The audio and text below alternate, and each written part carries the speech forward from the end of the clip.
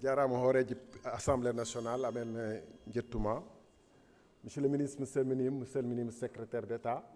Monsieur le ministre, je vous ai adressé une question écrite qui faisait état des risques graves pour la souveraineté numérique et la sécurité du Sénégal. Senem SA aurait fait appel à la firme française Digdash dans des conditions qui dérogeraient aux règles de passation des marchés. Cette firme aurait accès à des parties sensibles de l'infrastructure numérique nationale, faisant craindre l'installation de backdoors pour accéder à des informations hautement sensibles, notamment relatives au fonctionnement de l'administration et aux données personnelles des citoyens. Par ailleurs, les solutions souscrites auprès de Digdash seraient déjà incluses dans le contrat plan entre l'État du Sénégal et Microsoft, en particulier Power BI et Microsoft Project. Face à l'augmentation des cybermenaces, notamment le cyberespionnage, n'avez-vous pas le sentiment d'avoir introduit le loup dans la bergerie Sénégal? Quelles mesures immédiates de défense de notre souveraineté numérique pour garantir qu'aucune organisation tierce, en particulier étrangère, n'ait d'accès non autorisé ou opaque à nos données et infrastructures vitales? Monsieur le ministre, cette situation a pu peut-être être favorisée par ce que l'on pourrait appeler le clan français à Senom.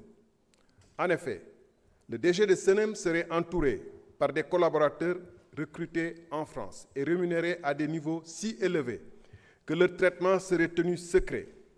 Entre un directeur et un chef de département, le rapport de salaire serait du simple à plus du double. Monsieur le ministre, quelle initiative énergique comptez-vous prendre pour amener le DG de Senem SA à assurer, d'une part, une plus grande transparence en rendant publique la nouvelle grille salariale? Pourquoi garder une grille salariale secrète? Et d'autre part, en mettant en place des mécanismes transparents de passation de marché qui privilégieraient l'expertise nationale et favoriseraient des ressources humaines sénégalaises. Monsieur le ministre, un mot sur les critères par rapport à la presse. Moi, je ne crois pas aux critères que vous allez mettre en œuvre. Parce qu'on ne peut pas priver d'un contrat à un groupe, l'un des plus grands groupes sénégalais, au prétexte qu'il ne vous plaît pas, et après dire que vous allez mettre en place des critères pour sélectionner. Je n'y crois pas. La presse souffre, elle n'a jamais aussi souffert que sous votre magistère.